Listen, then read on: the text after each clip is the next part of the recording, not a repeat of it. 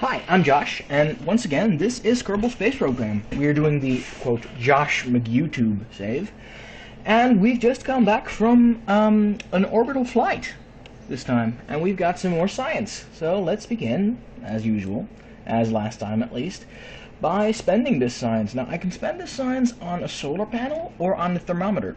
The other things you get with the solar panel are a very small well, basically a cookie tin shaped giant battery bank, and you can put that on top of your capsule or use it for your probes, but we don't have any probes yet. And you also get some lights, which are cool but not the most useful. And there's also, if you choose the thermometer, you can get your hands on a mobile processing lab, which is a very large lab. The rockets we use now are medium-sized. The tiny cookie tin battery pack goes on small-sized rockets, mostly probes and little tiny pusher stages that help put probes where they need to be. And there are also very large 3.75 meter rockets, which this mobile processing lab is built for. And so it's very difficult to take this processing lab with you, and it's only really worth it for interplanetary expeditions, and we are not there yet. What you also get, though, is a mobility enhancer. In other words, a ladder, a basic ladder, which you can basically slap onto your spacecraft to make sure your Kerbals don't fall off, and they can also be used to, you know, pull up against gravity. Very useful. Though only, like, it's a stock thing you can add, and it's always useful but easily missed. This is the Supreme Ladder Technology and Barometer, which is going to cost 160 science. Sadly, we don't have that yet, and barometers don't work in the void of space, so neither of Kerbin's moons have a use for that thing. What we can get is some general construction supplies. We already... oh, I do need to purchase these. Some general construction supplies. Like nothing happened. We have a strut connector, a bigger radial decoupler, a launch stability enhancer, which you should really read as a launch tower, and a stack tricoupler, which, as I said, turns one medium rocket into three, which is also very useful to add some more thrust, and stable thrust, because in the last episode the rocket went slightly off course. So yeah, this is awesome.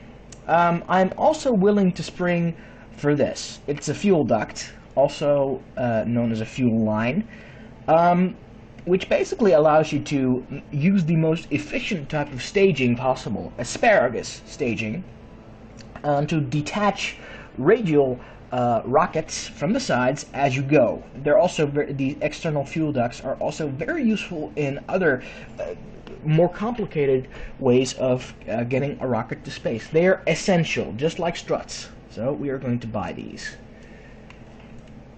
What else? This is a winglet, which is really good when you want to make your spacecraft extra controllable. We can't afford those. We can't afford anything else at the moment. So I suppose we can start work on the final Marad type capsule. Let's load up the Marad 2. I seem to have used I for the Mark 1 and a number for the Mark 2, so let's use a number for the Mark 3. Which means I've already set up the escape system, so that's good. I'm also going to be using this to return from the moon and its sibling Minmus, but from here we're going to get creative. So, am I going to scrap everything? No. What I'm going to do is, let's see, we need some science for, to do some science in high orbit above Kerbin, so that's one, in low orbit above the moon, and in high orbit above the moon, so we need 3 of these. So we're going to set our symmetry mode to 3, which you can also do with the, what key is this? The X key. So I'm going to use 3 of these instead of 4 this time. It's slightly lighter, it still looks pretty good. Yeah. And I'm also going to have 3 science labs with me this time. As I said, one for high Kerbin orbit, one for high lunar orbit, and one for near lunar orbit. So this one can go away. I think this single stage is going to be sufficient to get us to our objective, but what I am going to do is add some small battery packs. They're not too expensive. Let's see how much. They're not very expensive at all, and they're very light, so I'm going to add 3 of these to make sure I have some battery life left. Normally I would add, you know, solar panels, but we don't have the science for those yet. All we know is that they're theory. We don't know how to engineer them yet, I suppose. It doesn't really make sense, but this is a Lego game, so them's the breaks. Okay, essentially this is going to be the stage that's going to... Okay, that's a bit hopeful. I think I'm going to add a little bit more thrust here. This is going to be the stage that gets us to the planet in question. And then, let's see here. Yeah, these are connected, and then this is connected. Tick. Yes, this is connected. What's this thing? That's the final. Yeah. Good. So this is the Mirage Mark III. This stage is probably going to get us from orbit to the moon, and maybe even that final push into orbit. And this is going to get us back easily. Actually, so easily that I might replace this with a smaller one.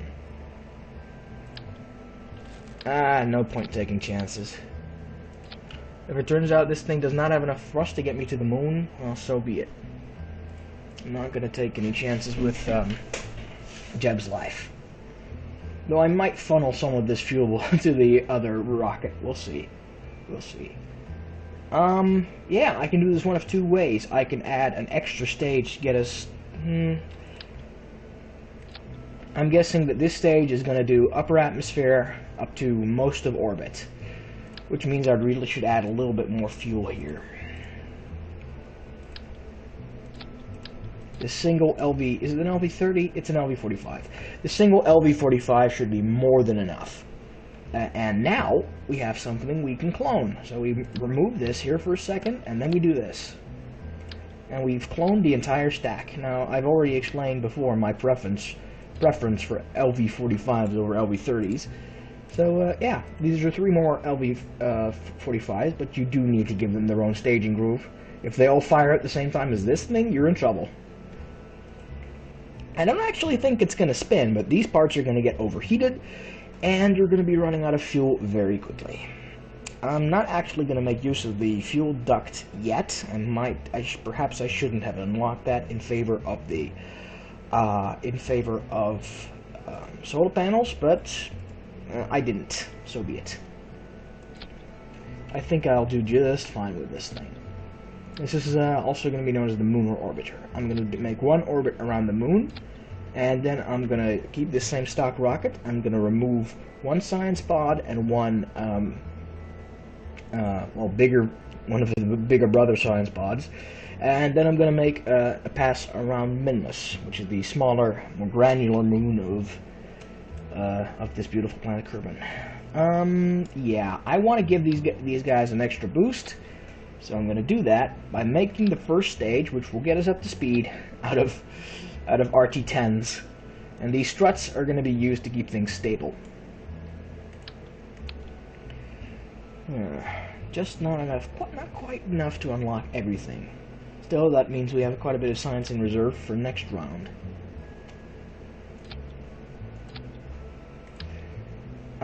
Actually gonna have a look at the contracts in just a bit, but I'm just oh, I forgot something very important here. These thermometers, actually going to give it lateral 2 symmetry, because I want these guys here. That way my Kerbal can clamber up here and get the science from them, or I can put these a bit lower. That my Kerbal can clamber up here and get the science from them. I can get signs from everywhere we've been so far, because these, unlike the big ones, can be reset very easily. And that makes them a lot more efficient with use than the Science Junior and the Mystery Goo container. And this also makes it very important to always have a Kerbal with you, unless you're going on resupply missions. And and that makes the AI a lot less useful. And remember, I should be careful here, because if I crash and my Kerbals die, then that's a very, very sad day. As for these winglets, once you go sideways, these winglets have a tendency of keeping you sideways. So I prefer not to use them. I don't know if these 3 RT-10s are going to be enough, and this will probably not be enough to get us all the way up into orbit. So I can strap on some more solid fuel boosters, I suppose? Some big ones. I suppose. Yeah, these will give me the boost I require, but I'm not actually worried about the financial cost, I'm just worried about the stability. Because as you know, let's see if this works, these are all going to fire in sequence. These are going to detach first, so the this stage is going to come before that stage, and then I can detach these. The liquid fueled engines should have enough gimbaling range to keep things under control. Should. And I'm also going to add some more struts to make sure these solid fuel boosters don't wobble on their decouplers. And don't worry, struts automatically come apart when you fire the decoupler that's connecting the 2 rockets. It's actually quite impressive, and I don't know how they did that. How they managed to code that. It's probably not that impressive, but I'm thinking, I like it. It's very impressive in my eyes, as an amateur. Okay, this looks good, and it's streamlined, I suppose. And we are going to add some of these guys. Now I'm hoping there's going to be contracts for some of this stuff, so that I can make some extra money. And on the way back down, we are going to see if we can't get the parachute contract ratified, shall we say. Is this? Yes, this is good. The Mirage Mark III, I'm going to save it. Is the emergency abort switch still going? Yes. Sepratron decouple. What I'm also going to do is to add the... I am going to add the temperature gauge, thermometer, to the 1 key to log my science. It may be set up in a way that I will get reports from both of them, but I can just cancel the second one, and if I press it again, I'll just get a report from the second one, which means I won't have to micromanage as much. I'm not actually going to launch the Mark III from here. I'm just going to look at the contracts first.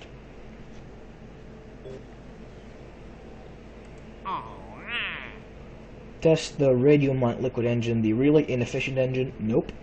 Radial mount parachute and fly it over Kerbin. I don't know. No.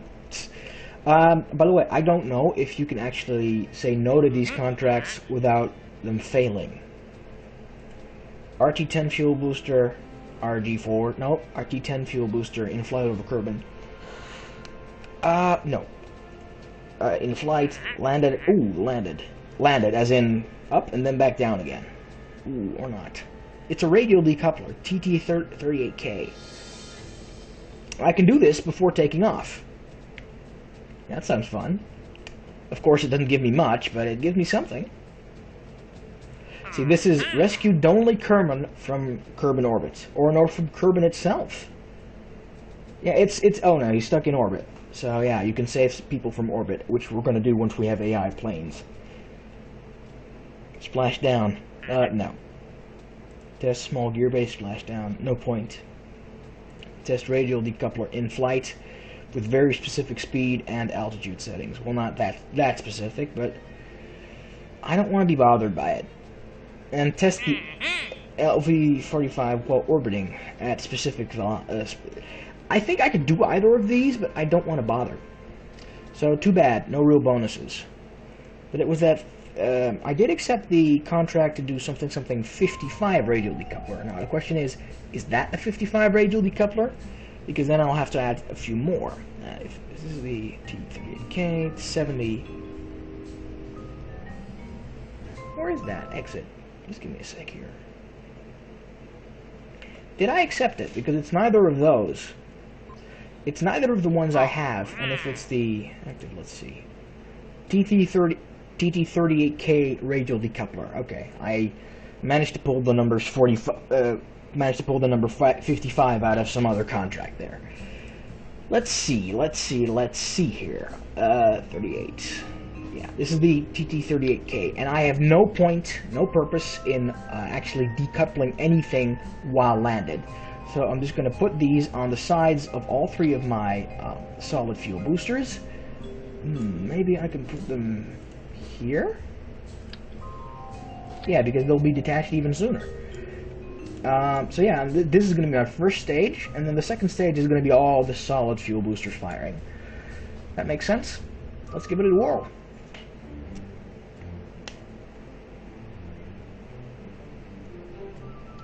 I'm actually not sure if I'm going to be able to pump out one of these a day, but hell, I'm unemployed, so I'm going to try.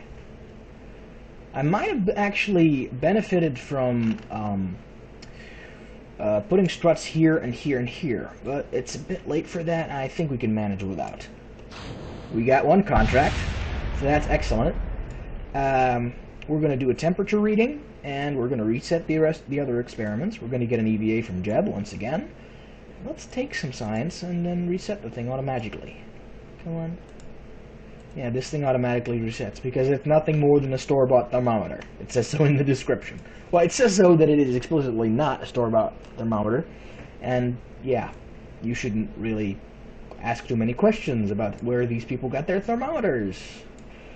5, 4, 3, 2, 1. Catastrophic failure. Or not. Okay.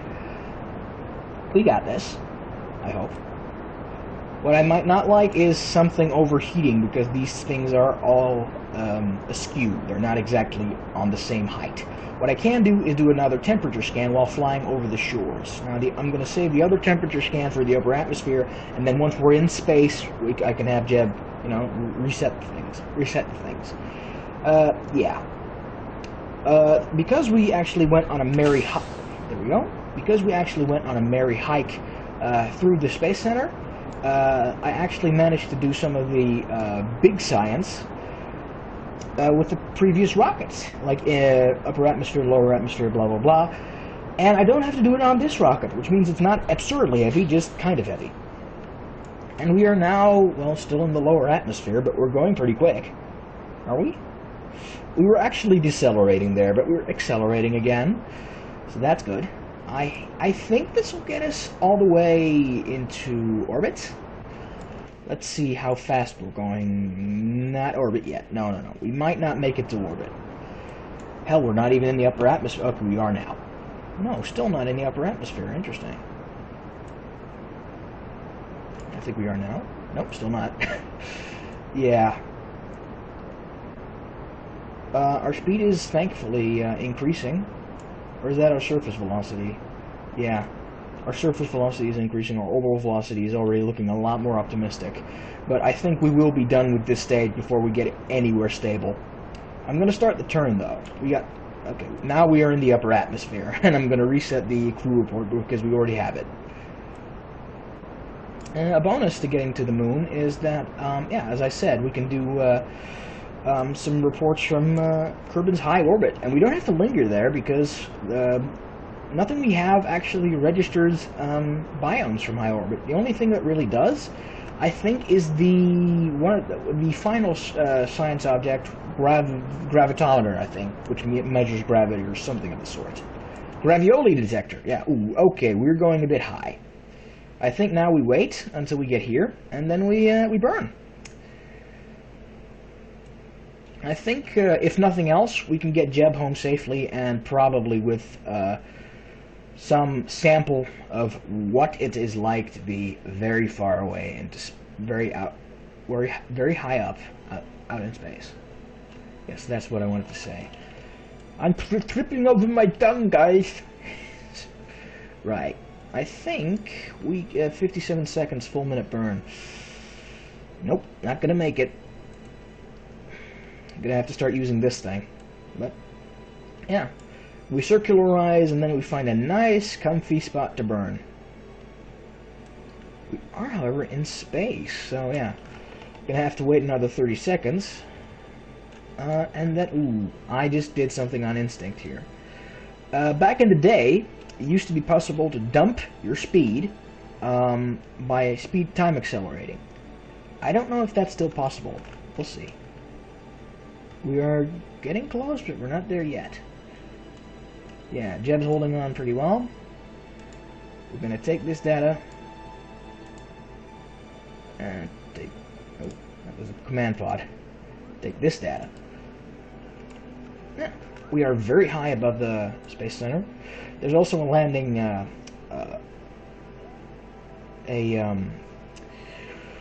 an airway down there. It's pretty basic, but it's also pretty beautiful. It's on an island. What can you expect? Of course, if you miss your approach, your odds of falling into the sea are very high. Then again, it's a bit of a bump, so you might use that to tilt upward once again. And we may as well fire. Huh, this thing had some surprising juice in it. And fire. Oops, the burn is now a little bit longer because some weight may have been lost, but a lot of thrust was lost. So I'm going to angle things upward just a little bit. Or not. No. I'm still going up, so I should angle things upward once I stop going up. That's the healthy way of doing it. I'm also going to take a temperature scan from space, and I'm going to do another temperature scan high up. I'm going to have Jev purge the purge the temperature readings, thermometer readings. Kerbal's very pretty. It has 6-hour days, not 24-hour days as we're used to. Everything's scaled down in this universe to make things more manageable and a bit more cutesy. Not that I disapprove, it works wonderfully in its own way. Let's see how we can do it. Oh, I'm past the Apple app, so I should raise it up a little bit more. If you burn like upward and you're going downward, of course your Apple apps is going to shift in the right way. Ooh. We are... Yeah, we're not going to fall back down into the atmosphere, like I said. Like I said last episode, it stops at like 70, and even then it's going to take a long time before the drag is going to capture you again. Okay, our target is the moon, set as target.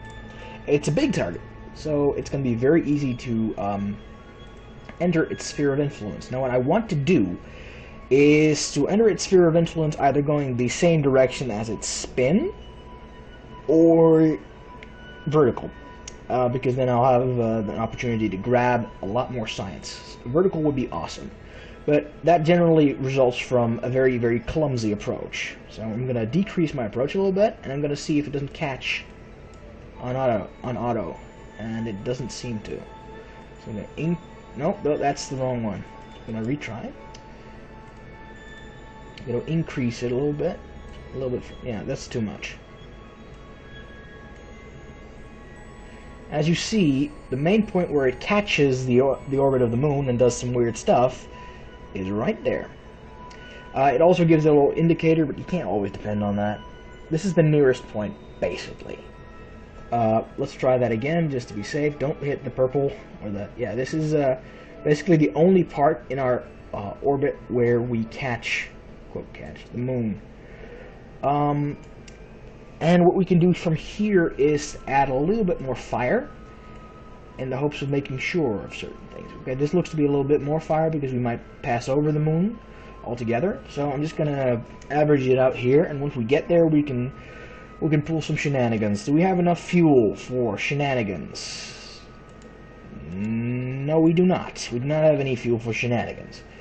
Still, our purpose is to approach and orbit the moon, not to explore it completely. That would be bonus. That would be a bonus objective. Still forgot to purge the monopropellant. Soon that won't be necessary because we'll actually have, craft that use monopropellant. But I am happy to see that our electric charge is holding up very well. Time to move the rocket over to its predetermined optimal orientation. Yeah, the blue marker is the orientation where you're going to go. If you open up the map screen at first, you don't see your targeting reticule thing. Your what's it called again? The globe, or this thing. You don't see this thing. You have to actually click it and activate it every flight. Every flight, every session, I don't really know, but you do. You just activate it by pressing the the little tab. You just press the little tab, and kwaboom! Full sail. As I said, full sail might not quite be enough. We'll see. It looks to be almost enough, but not quite, which is, I'm very happy that I over-budgeted Jeb's homeward bound pod.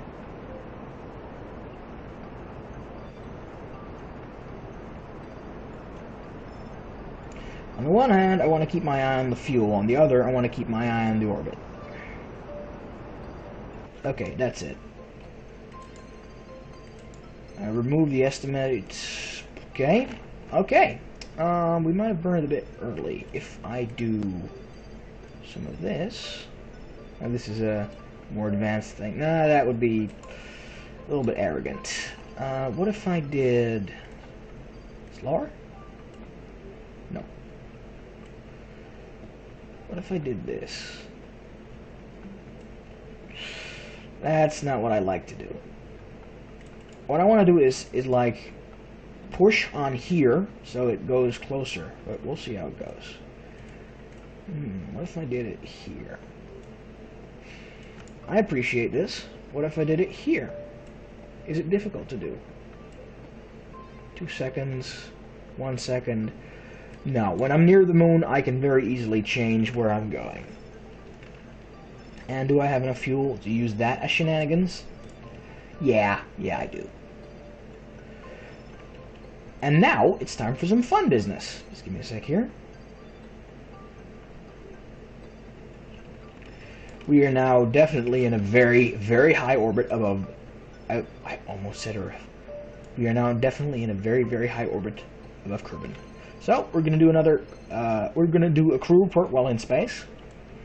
And, if I'm a bit lucky, I can log the temperature. Oh. We're in deep space, so the thermometer says no. Which is understandable, because deep space is generally very cold. Yeah, we are also going to do an EVA. That's not the kind of EVA I had in mind, but I can't deny Jebediah his fun. Look at that smile. EVA report while in space high over Kerbin. Okay. And a... ... Come on. No, not that one. Oh, no. Did I? I could have sworn I had a temperature report from space nearby. Is this the one? Review data. Space near. Yeah, keep data. Yes, it is. Okay. Take data. Haha. And back in business. Good. And we're going to do one mystery goo observation from space high over Kerbin. Quote, the goo feels right at home here. Okay. Good. And one materials bay observation. Quote, the high radiation environment caused a few of the samples to glow. It looks like it would be fun to paint the rocket with this. No. Just no. No. Not gonna happen. Not gonna happen. What I am gonna do is I'm gonna see where I want to do this. Correction burn, I think is what it's called. Nope. That's too much of a twitchy, suddenly effect compared to, say, this. Or am I going in the wrong direction here? No, this is the right direction. Still that. Okay. If I do it really close, if I do it like here, I can affect... Okay. And then if I slow down... No, not slow down. Speed up? That might work. It's still only a 2-second burn. That's perfect. That's what I'm going to do. Of course, the details of distances, they shift over time. So when you start messing around with things like this, you better be sure. See, here's the thing. When I start my orbit projection off, it says, oh, you're going this way, and you're not going to go into this orbit, which is very strange, because I haven't changed anything yet. So it should be the same as this, but it's not. So I presume, yes, I am caught in the moon's orbit without being told to, and it's a near perfect orbit. It's slightly horizontal for my tastes, but I don't have quite enough fuel to be picky. I might, but I'm not going to take any chances. So yeah, right now I'm going to wait until I'm there, and then I'm just going to plumb slow down. I'm also now very high above the moon, so you know what that means.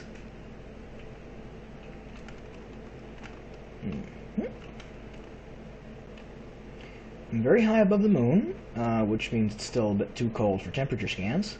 Slow down, you over-budgeted piece of... okay.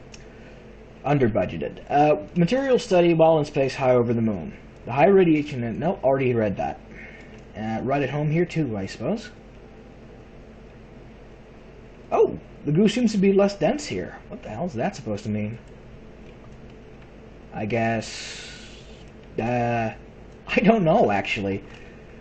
Is a gravity field from Kerbal must still have some quite a big influence from even from high orbit. And what, the moon provides some kind of refuge? That's not how our universe works. In our universe, we would still be feeling Kerbal's attraction, Earth's attraction in that case, even while approaching the moon. The moon's attraction would just be a lot stronger.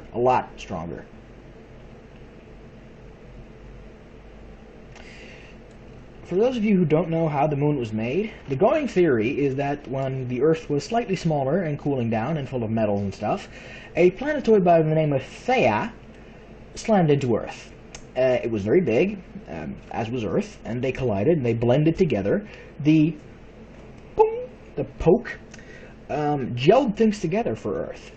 It's like tapping on a liquid with pieces in it, which has been stirred. The metal and all the other heavy stuff sank to the bottom, while the relatively light rock is light compared to solid metal, went to the surface, and then it all cooled down. And the very lightest stuff, well, that was blown apart by the impact, which formed Earth's rings, which in turn formed the moon. Which means the moon is bereft of lots of heavy metals and other very important stuff, but it has lots of light stuff, which means it's a very good complement to what we can find on Earth. And that means moon mining in the future. Though, admittedly, the moon is a lot less valuable than it would have been if it were just homogeneous and had everything the Earth had, only small amounts of it. That would be better. Still, variety is the spice of life, I suppose. Okay, time to slow down. Did I just run out of fuel? Yes, I did. Okay, time to convert my fuel into this thing. All of it. Because then I know how much I have and how much I need. And it also makes wobble less likely.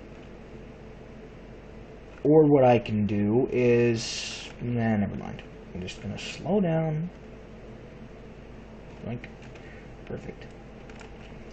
Yeah, we're high above the moon right now, yes? Okay, we need to get close to the moon.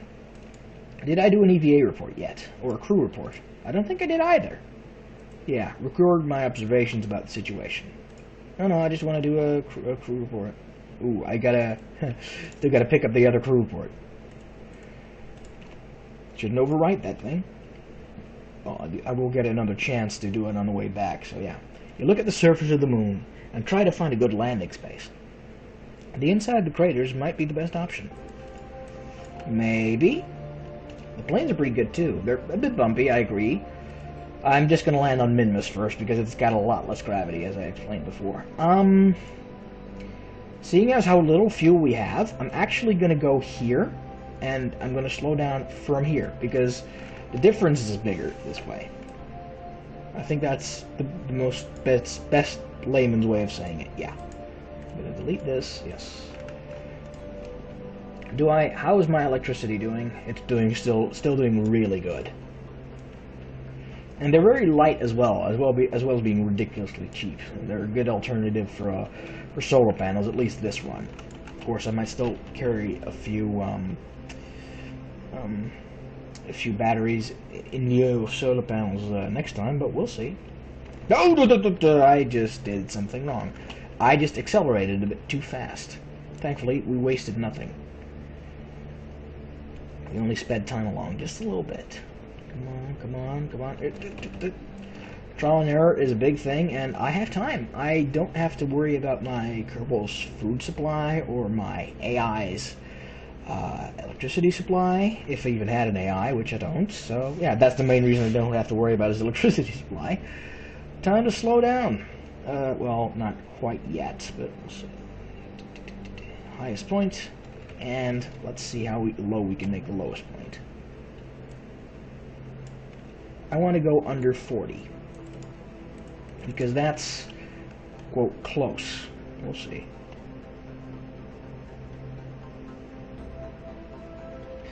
I'm not comfortable burning much more fuel than this. Still need to get home. So this is it. We're just going to go for a very predatory little scoop, and we're going to ninja as much science as we can get, and then we're going to abandon this thing and wait until the bulging part of our orbit aligns very closely with an escape back home, and then we're going to take it. Well, I say that, but it looks like we got plenty of fuel. Nah, I'm not going to risk a stable. I'm not going to risk having to decelerate everything. I don't know. I might just, you know, quick save, quick load, and see how it goes. There's a happy medium there. There's a happy medium there. This fuel would be a lot more useful if it would just in this thing. And then I can quick save, quick load if I want to. Or I can just, you know, give it a try. Either way, I need to get closer. So that on first glance, I can... Okay, just give me a sec here. Yeah. Step 1. Are we close to the moon? Oh, we need to reset the crew report. Don't fall off. Don't fall off. There's no grip. There's no inertia. Oh, there is inertia. There's no whatever. EVA report. Just above the moon's far side crater. Okay, that's excellent. Do another crew report near the moon. Excuse me while I do actual business right now. Near the moon. Perfect. And then I can dump all this. Near the moon. And a temperature report from near the moon. No, I just need one. And, yeah, you want to fall? Now you can fall. EVA report. Far side. Nope, I have that. Review report. Reset. Experiment. Dump report, basically. This one? No, it's that one, I suppose. Yep. It's that one. And then I can basically dump this entire rocket, and then we'll have something with slightly less battery power, but a lot more thrust-to-weight ratio.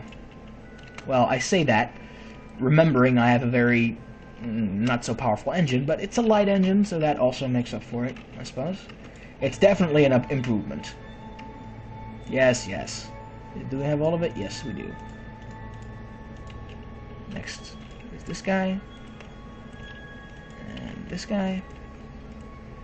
And this one right here. I'm using male pronouns because, you know, culture, nature, nurture. I don't think about that kind of stuff. Here we go.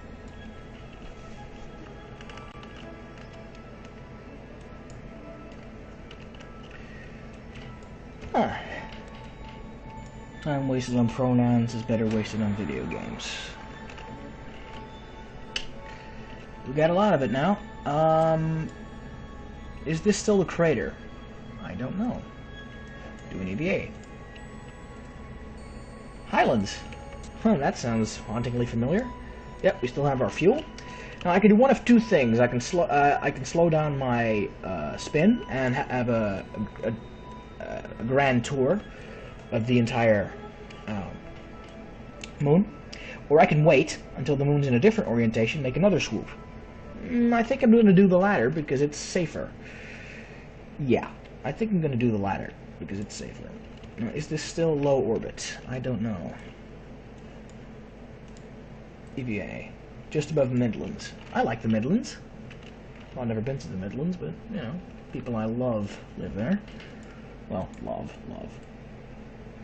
Well, love. Best friends, that kind of thing.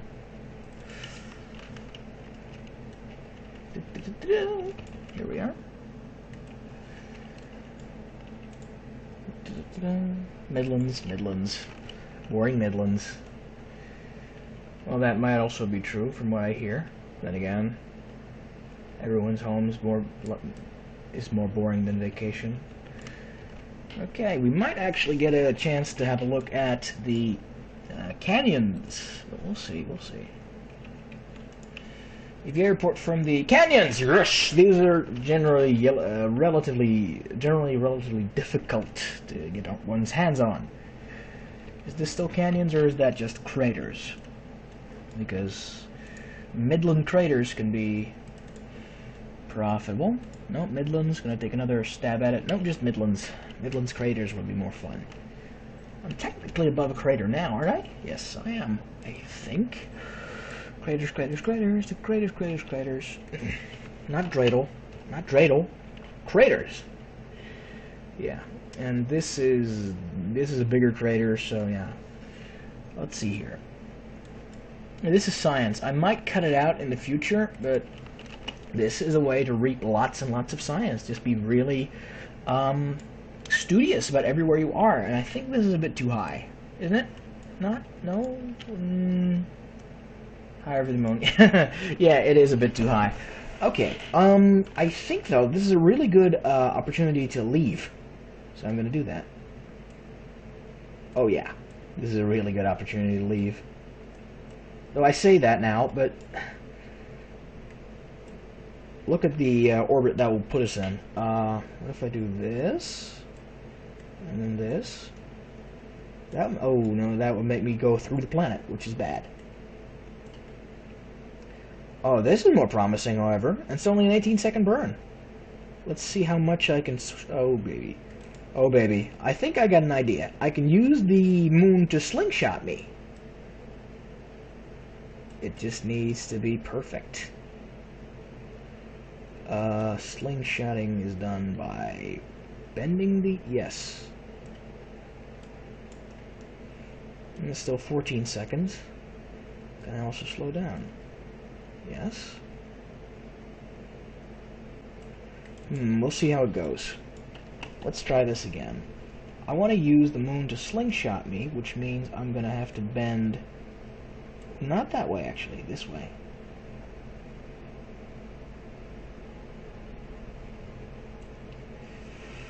No, that's acceleration slingshot, and that's not what I want. I want a deceleration slingshot. 2 seconds, 3 seconds. Okay. I can do this with 6 seconds. 5 seconds. 4 seconds. I like this. This is like a really easy burn. Will I crash into the... No, I will just escape. I'll just slow down just enough to be not pulled by the moon anymore, but to be pulled by Kerbal instead. Like I said, in real life, it's a gradual change. In Kerbal Space Program, it's an instantaneous one, but also a glitchy one, so I might just want a quick save before I do this. Am I happy with the moon? I picked up a few pieces of science, and I did some... yeah, if I want to do more, I'm just going to have to make a dedicated moon mission.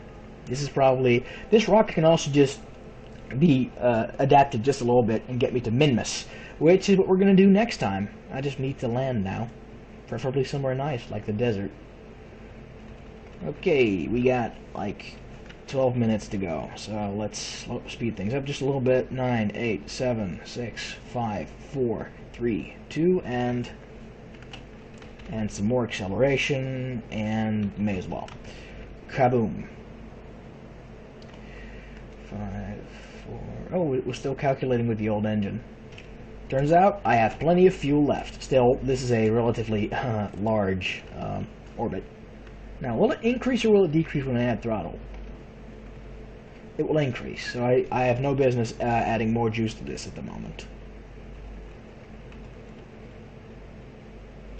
Just wait, and wait, and wait, and wait, and wait, and... Yes, ooh, okay. I'm near the highest point now, and I have grown tired of waiting, so let's see if I can easily... This'll work. Yeah, sure. Just slow down. I could wait until I'm at the highest point again, but that's like another day of waiting. I could speed through it and it'll be seconds, but you know, that'd be nice, little jeb. That'd be nice to jeb. And we have slowed down sufficiently. Now, have I once again removed the... No, I still haven't removed the crew report. If we come down above the desert, I want to make a crew report for falling through the very dusty air above the desert, and a crew report for, you know, being on the desert. So, yeah, I want to cleanse that thing. Cleanse it, cleanse it. Okay. Question is, what direction are we going? Oh, thankfully we're going with the atmosphere rather than against the atmosphere, because that would stop me dead, maybe even literally. Whether I'm going to hit the desert remains to be seen. I still need to adjust things a little bit from here to actually go and skim through the atmosphere. 40 km is perfect, but we'll see how it goes. What are the odds of me hitting the desert? Actually, above 0, if I am smart about how I do this. I could just slow down, and I think I'll make it to the desert. We'll see how it goes. If I don't make it to the desert, whoops. So be it, but I'm thinking it's turned a quarter stroke already. It's probably going to turn another one. Like I said, the atmosphere here is thick enough to slow me down enough. Now, I'm going to come in before we hit the desert, but that might mean we're going to be ending up there, which means badlands and mountains and highlands.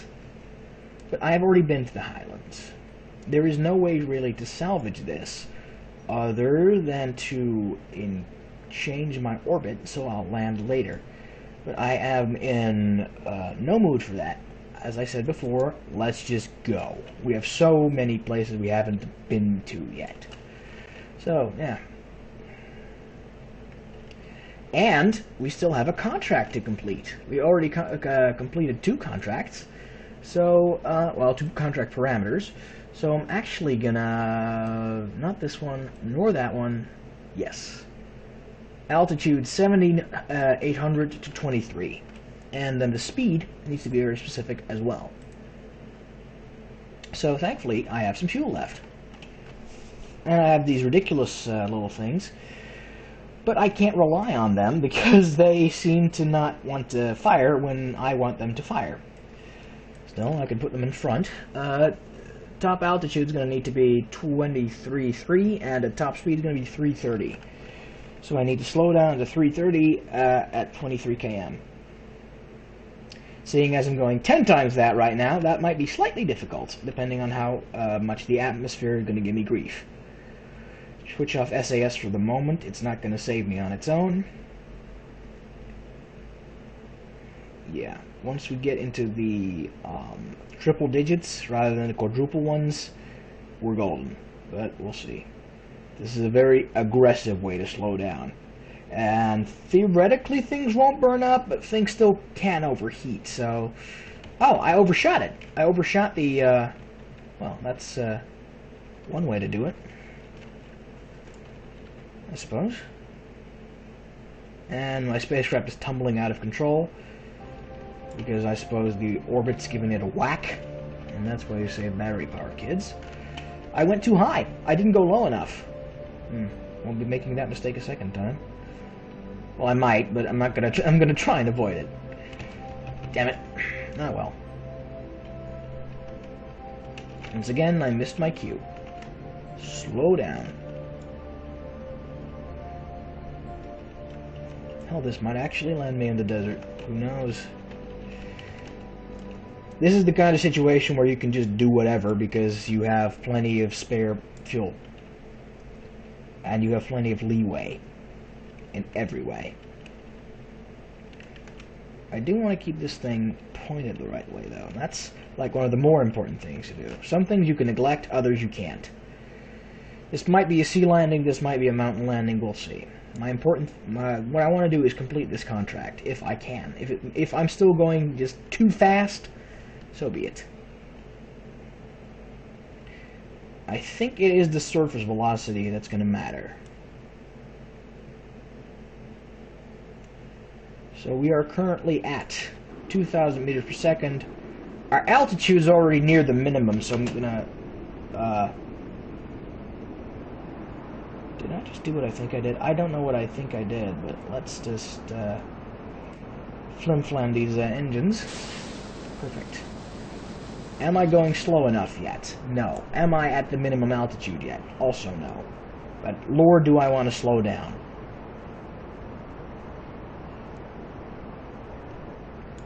Closer to minimum altitude, but also to speed. Closer. We might make it.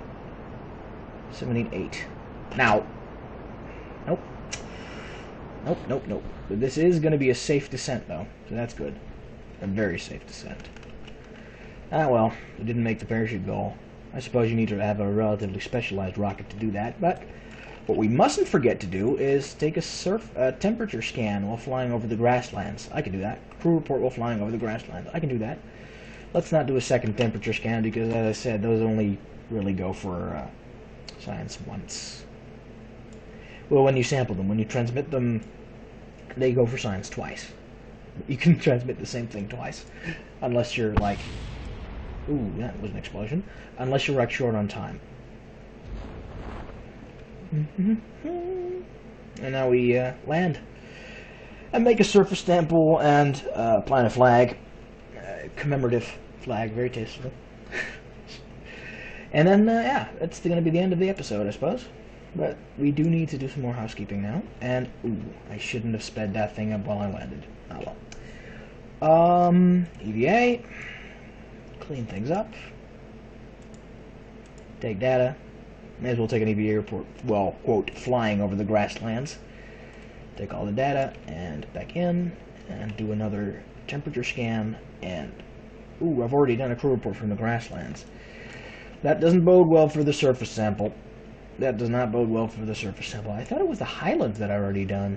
No, I don't want to take, oh, never mind, I can just haul it in, hook, line, and sinker the entire thing when I'm done here. Take surface sample, not much. Plant a flag. Dun, dun, dun, dun, dun. And let's call this thing the Dark Side of the Moon, because we have been to the far side crater. So this is going to be the commemorative flag for going to the dark side of the moon. Let's head home.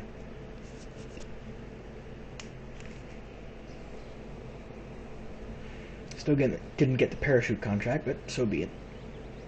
Oh my, we earned almost 500 science on that thing. I like that. And next up, we're going to Minmus.